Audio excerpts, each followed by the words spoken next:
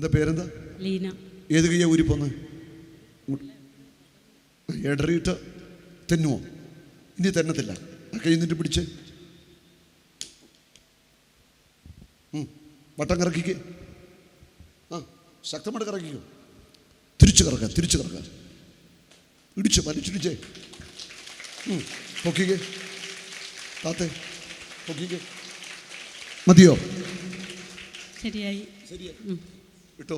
Hallelujah. Oh Jesus, you are my Lord.